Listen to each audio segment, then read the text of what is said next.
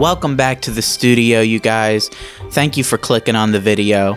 We're really happy that you're here. Today we're going to be jumping into a character analysis of Silco from Arcane, looking mainly at how this character uses motivated emotions to manipulate the world around him, primarily his motivated anger and hate, his motivated malicious, sort of malevolent attitude towards things. So real quick, let's just kind of look at the general framework that we're going to be working with here. I'm just going to be running through some ideas, and this is kind of going to guide us. First, we're just going to talk about the tropes.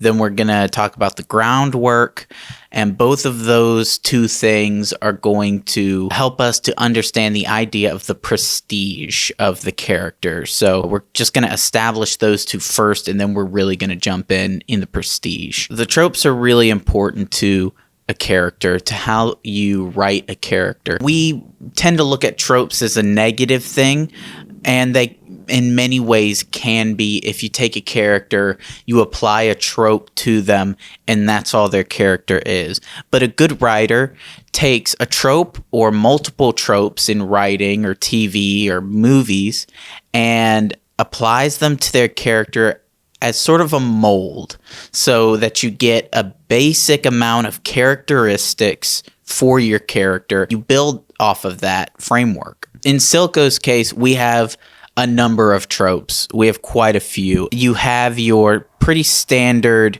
kind of weak but smart trope. You also have the smart but skilled trope, and those two kind of go hand in hand, and both apply to Silco. Then you have a couple other pretty standard ones, like the scarred villain. We see that quite a bit. Obviously, Scar from The Lion King is your typical scarred villain.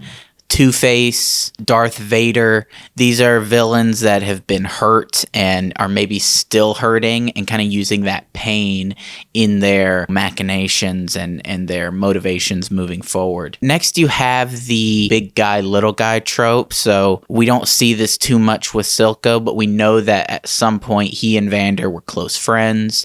Vander's the big, strong guy. Silco's the small, smart guy. Another couple that apply to him is, and this is one of the big ones, the villain best friend.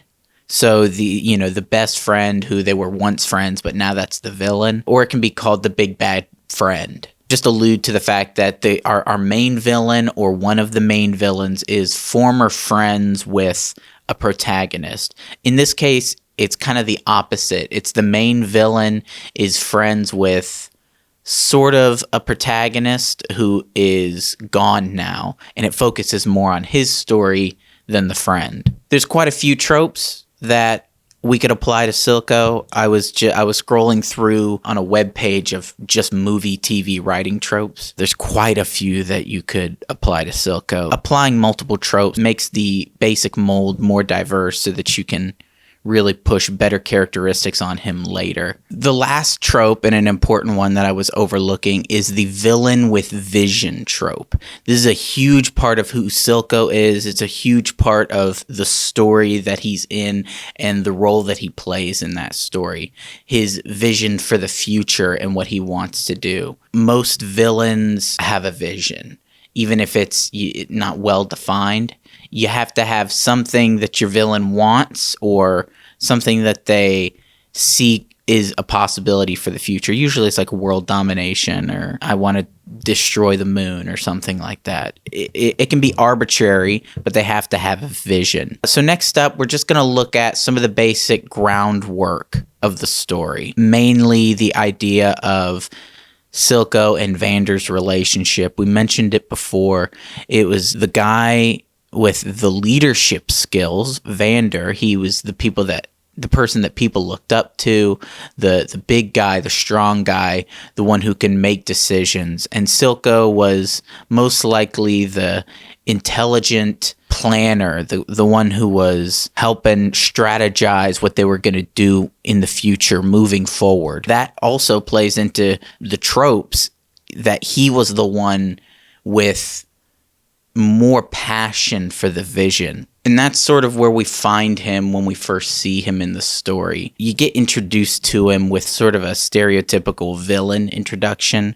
We pan down to his lair, and he's standing there, and he's like looking at a vial of shimmer like we showed in the first picture, and he's monologuing and everything you expect from your basic villain, very cookie cutter. There's so much more to him than just basic villainy stuff. For example, some more groundwork is the vision of Zaun, the city that he and Vander wanted to separate the lanes from Topside, the rich part of Piltover, so that they had anonymity. So they had this vision of the future and this idea of what they wanted. And that's part of what drives Silco forward. Definitely part of why he ultimately, after he and Vander split up, he continues to do what he does. So all that being said, I would like to move into the main portion of the video, the prestige. Silco's prestige, the way people see him, why we think he's such a great character, and it's because of his presence. It's because of the respect that people show to him, and because of how dangerous he is as a character. In this picture that we have, it's from his monologue, which I don't remember which episode it's in, but it opens up with this monologue, him talking about drowning and how it sort of frees your mind as you're falling, and you know that there's no escape, and you know that every breath could be your last. You have to fight for survival. You have to fight for every breath of air. You got to fight. You have to be willing to do anything to get out of this situation. And this establishes motivation moving forward.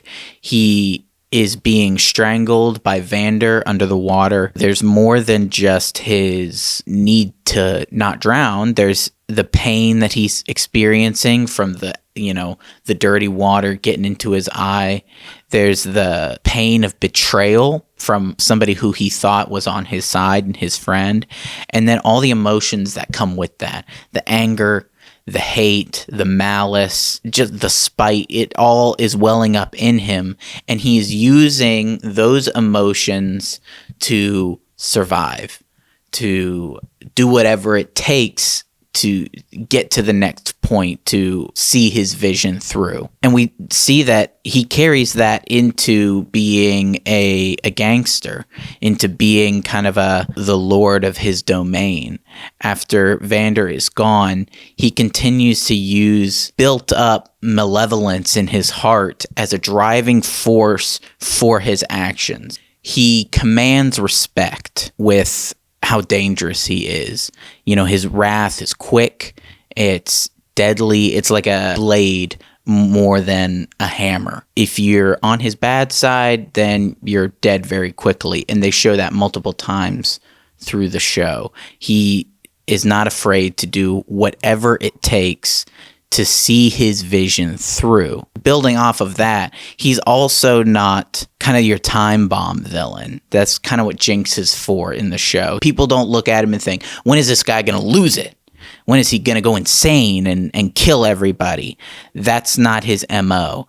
He's not Joker-like villain. He's very calculating, very intelligent, and his presence reflects that. So Silco moves through the story very easily with, using that presence, using that respect that others have for him because they fear him in a healthy way. They should fear him because they know that he's driven by something more than the average person. And ultimately, his drive for his vision is what leads to his downfall. Not directly. The vision isn't what leads him to it. It's that idea that we established before of doing whatever it takes, of using whatever it takes to survive, and not giving up anything that is his. Ultimately, that's what leads him to get mixed up into a situation that he didn't want to get mixed up in. He sees at the end Vander ultimately was right. His vision of the world and the way that he saw at least parts of it, Silco realizes, was right. That, you know, sometimes having somebody that you care about or somebody that you love is worth more than sacrificing everything, than that drive to win, to survive, to throw everything at your goal. His vision of Zaun is ultimately destroyed because he told Jace that he was willing to give up Jinx.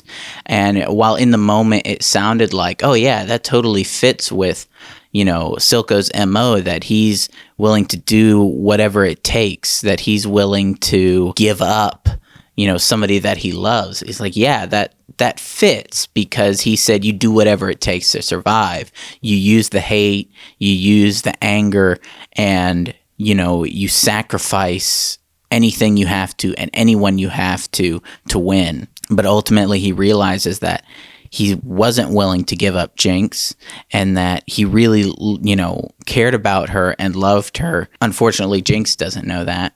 And so she kind of lures him into a trap, traps him, and ultimately kills him. But it's that continuous motion, that continuous motivation and pushing forward of his malevolence that led her to believe that he would do that, because he's the bad guy, and that's what the bad guys do, and she's seen that. So, you know, as we wrap up here, I hope you guys have kind of gotten an understanding of how I saw the show, how I saw it develop, and how that you can use a character's emotions not as a motivation for the character necessarily, but that the character can use their emotions to motivate everything else.